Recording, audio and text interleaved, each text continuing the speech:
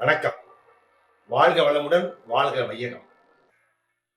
இன்றைய தலைப்போட பேரு ஏற்றுக்கொள்ளுதல், அக்செப்டன்ஸ். கடவுளுக்கு இன்னொரு பக்கம் சொன்னா அக்செப்டன்ஸ். நீங்க ஏற்றுக்கொள்ளாவிட்டாலும் நடந்துட்டே இருக்கும். மழை பெய்யுது, நீங்க ஒத்துக்கறல, மழை நின்றுமா? ஆனா மழையில கொடை பிடிச்சு வெளியே போகலாம். ஏற்றுக்கொள்ளுதல் கண்டிஷன் இல்லாம முழுமையான ஏற்றுக்கொள்ளுதல், unconditional acceptance. Wife husband relationship எங்க வேணாலும் அன்கண்டிஷனல் அக்செப்டன்ஸ் ஒண்ணு இருந்தா போதும், நீங்க நல்லா இருப்பீங்க. மனைவி மாறினா நான் மாறேன்னு சொல்லுவீங்க, மனைவி சொல்வா புருஷனை மாறினா நான் மாறின அந்தமா சொல்லும், ரெண்டு பேரும் மாற மாட்டோம். முதல்ல நீங்க நல்லா இருக்குன்னு சொன்னா, நீங்க கம்போஸ் ஸ்டேட்ல இருக்குன்னு சந்தோஷம் இருக்குன்னு சொன்னா ஒத்துக்கங்க. முதல்ல உங்களை ஒத்துக்கங்க, உங்க குறைகள் நிறைகளை ஒத்துக்கங்க. குட்டைனா ஒத்துக்கங்க, நெட்டைனா ஒத்துக்கங்க, குண்டுனா ஒத்துக்கங்க, ஒளினா ஒத்துக்கங்க. Acceptance. Acceptance is the mantra to overcome many crises சொல்றாங்க. அதாவது எங்க போனாலும் சூழ்நிலை நல்லா இல்ல, ஒத்துக்கங்க. ஒரு கார்ல போறீங்க, டிராபிக் ஜாமுங்க, பயங்கரமான டிராபிக் ஜாமு. இப்ப நீங்க ஒத்துக்கறல, டிராபிக் போயிருமா? ஹாயா, ஓஹோ டிராபிக் ஜாம், நல்ல 4 பாட்டு கேட்போம், சினிமா பாட்டு, இல்லை குத்து பாட்டு, இல்லை ஐட்டம் சாங்கு போட்டு ஹாயா ஜாலியா டண்டன டக்குன்னு ஆடிக்கிட்டு ஜாலியா வச்சுக்கல, 15 நிமிஷத்துல போயிடலாம், 20 நிமிஷத்துல போயிடலாம், பாட்டு கேட்ட மாதிரி இருக்கும். அதை விட்டுட்டு ஐயோ டிராபிக் ஜாம், இந்த போலீஸ் சரியில்லை, டிராபிக் சரியில்லை, அவன் சரியில்லை, இவன் சரியில்லை, ஓன்னு ஒப்பாரி வச்சு கூட இருக்கவனுக்கும் ஒப்பாரி வைக்கிற மாதிரி வச்சு மொத்தம் பொழுத வீணாக்குற முயற்சிகள் வேண்டாம். இதெல்லாம் கையில் இல்லாததுங்க. எதை மாற்ற முடியுமோ அதை மாத்துங்க, எதை மாற்ற முடியாத ஒத்துக்கங்க.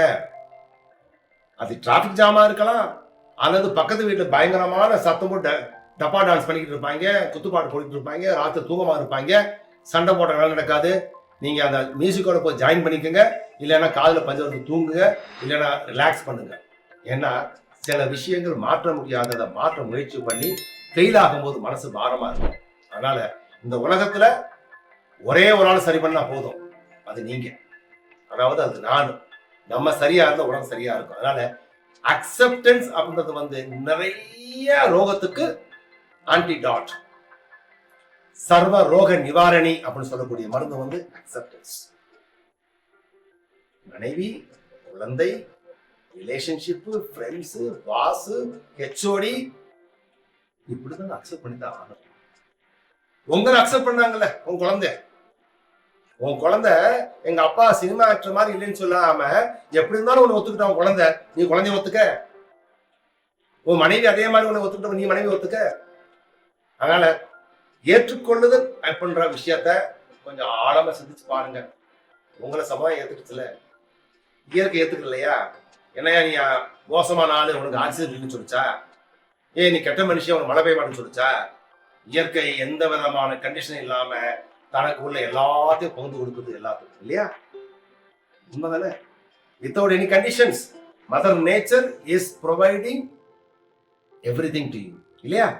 அது மாதிரி உங்க கூட இருக்கிற, உங்க கூட சேர்ந்து வாழ்ற, உங்க கூட பயணம் பண்ற நண்பரோ உறவினர் கூட முழுமையா ஒத்துக்கங்க.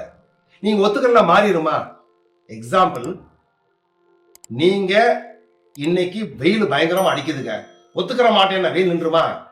இல்ல, போய் ஏதோ ஒரு சினிமா தியேட்டர்ல ஏசி ரூம்ல உட்காந்துக்குங்க, ஃபேனை போட்டுக்கங்க.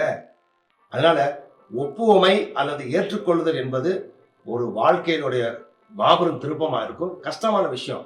முதல்ல ஒரு நாளைக்கு 2 அக்செப்டன்ஸ், 2 ஏற்றுக்கொள்ளுதல், இன்னொரு நாளைக்கு 3, ஒரு நாளைக்கு 4, ஒரு நாளைக்கு 5, அப்படி மெல்ல மெல்ல மெல்ல மெல்ல ஏற்றுக்கொள்ளுதல் என்பது உங்க வாழ்க்கையில ஒரு பாகமா மாறி, நீங்க உங்களை ஏத்துக்கணும், நீங்க இன்னொருத்தர் ஏத்துக்கணும், எல்லாரும் ஏற்றுக்கிற வாழ்க்கையை வளமா மாத்துறதுக்கான முயற்சிகளை முன்னால போல நீட்டிக்கிட்டு ஆல் தி பெஸ்ட்.